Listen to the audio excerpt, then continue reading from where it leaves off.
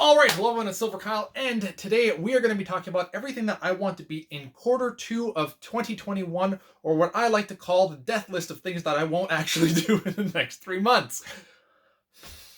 I'm supposed to be attacking my backlog. The whole point of this, and I just keep failing. Q1, I did actually try to get through some of the stuff that I wanted to complete. So I did accomplish that. And I might have actually completed one thing, but I'm not 100% certain. So we'll get into actually, let's start off with that. Because I started reading Green Lantern by Jeff Johns Volume 2 Omnibus, and I got to this point. Right there. Okay? You can see where it is. After that, it starts all the Blackest Night stuff. And the Blackest Night stuff is collected in this omnibus, which I also want to finish. And I started that as well. So technically, I think that the remaining of this book is just Blackest Night material, which I will be reading in the other omnibus that I have here. So technically, I think I'm done this book. I don't want to look, though, because I don't want to get spoiled by anything, because I'm still not done the Blackest Night omnibus. So I technically am kind of done this book. Now, by chance, if I'm not, and if there's like maybe some Green Lantern, I'm not going to look right now, but if there's some more Green Lantern material, if anybody has read this and the Blackest Night omnibus, once I get to the Blackest Night prologue, is there any reason in reading the rest of this if I already have the Blackest Night omnibus? I would like to know. So potentially I will continue reading this unless I'm already done and I can just move on to just completing the Blackest Night omnibus, which... first of all, Jeff Johns. This run is amazing, including Blackest Night.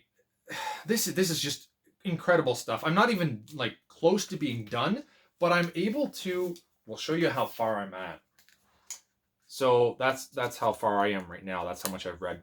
Out of like, I think this is close to like a 1,500 page book. I can't remember the exact amount of pages this is, but it's a crazy amount. And one thing that I would like to say that I will be doing an overview for is this book, because it is massive, but this is one of the best bound books I've ever had.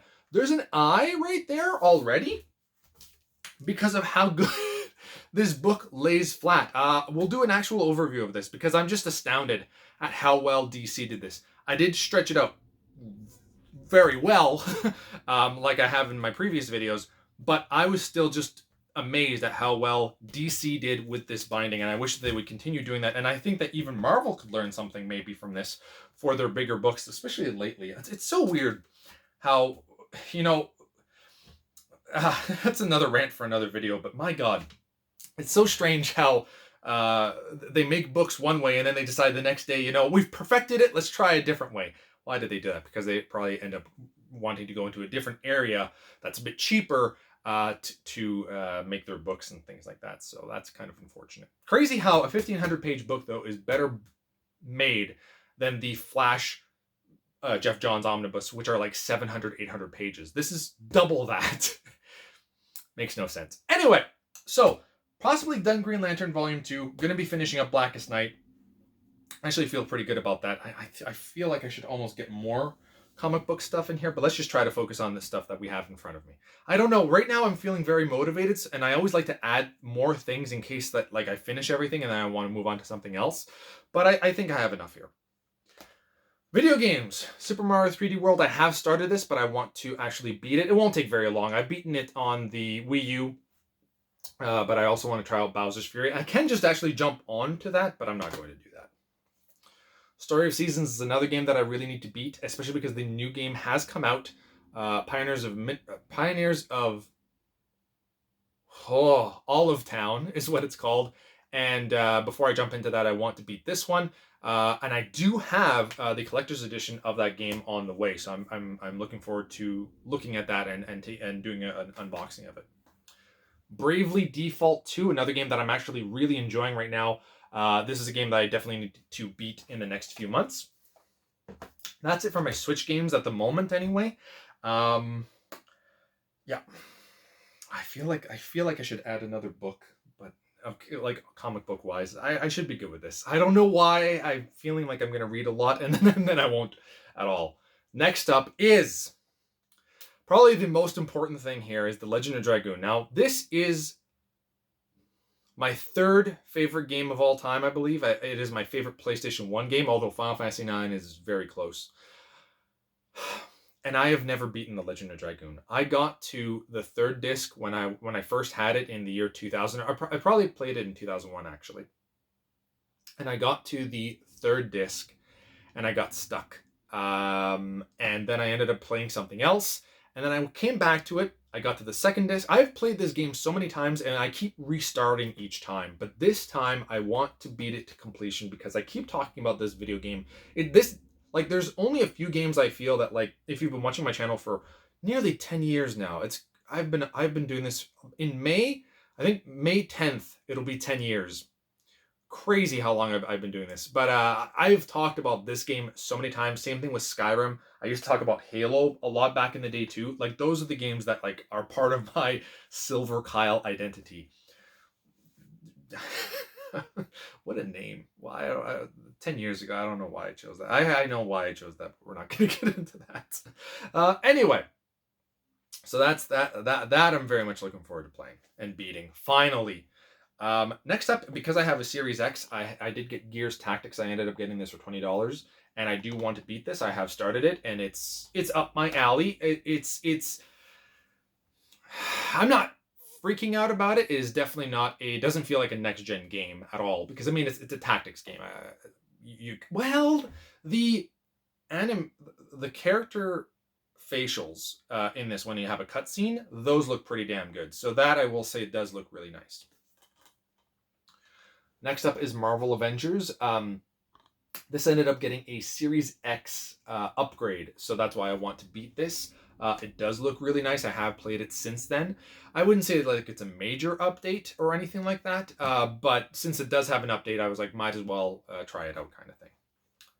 Speaking of Gears, just a bit ago, Gears 5 ended up getting a big update for the Series X, and I think that will actually look really good. But I beat Gears 1 twice, because I played the original one, and I played the remaster or remake or whatever, remaster probably, that they had a few years ago on the Xbox One. But I beat Gears 2, but I never beat Gears of War 3. So I'm going to try to beat this game. I don't know. I just never got around to it.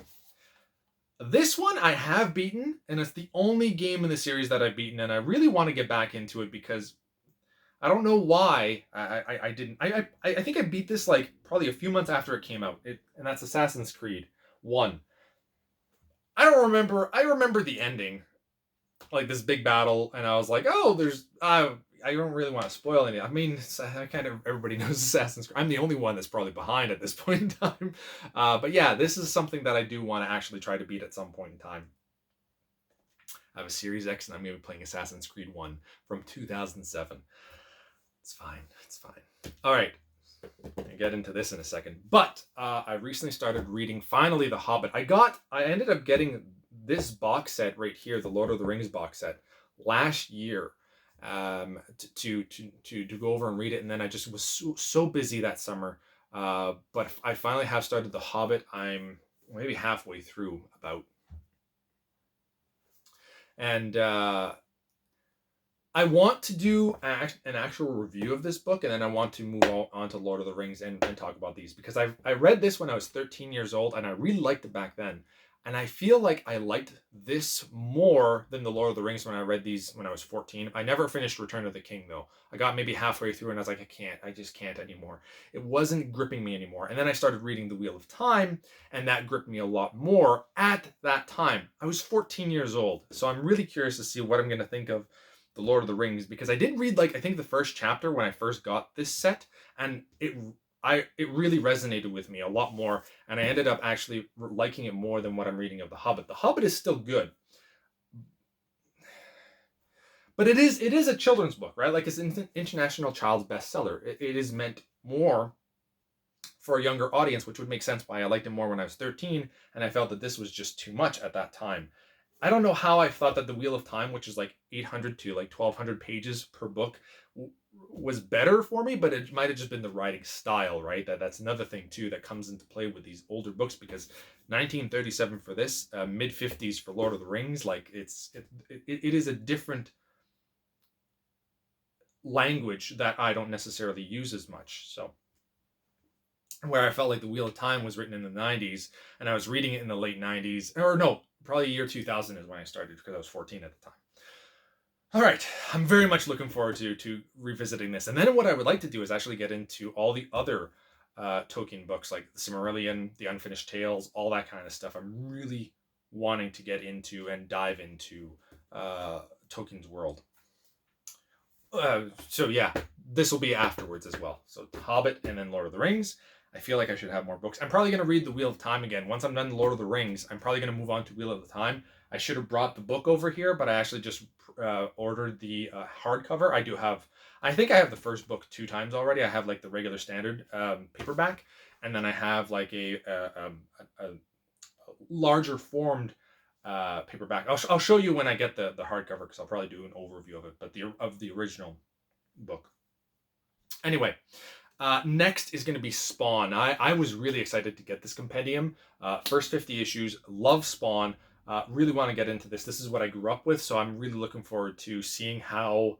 I'm going to love the art. I'm going to try to see how well I like the story itself, because, I mean, I think that Spawn, the storylines aren't necessarily the best, or the actual issues aren't the best written, but the art is just phenomenal. So I'm just curious to see what I'm going to think about the whole experience right there. I feel like I should have more here, but Attack on Titan Volume 3. That's another one that I want to dive into. And I do have, this is the Colossal Edition Volume 3, and I do have 4 and 5 as well. And I think 6 is coming out later this year. It's coming out very soon, I feel. But anyway, I could maybe also read 4 and 5, depending on if this really gets me hooked. So that is a possibility as well. And last but not least is The Amazing Spider-Man Volume 2. From the Silver Age. This I'm really looking forward to. I mean, this is Spider-Man is my favorite comic book hero of all time so far.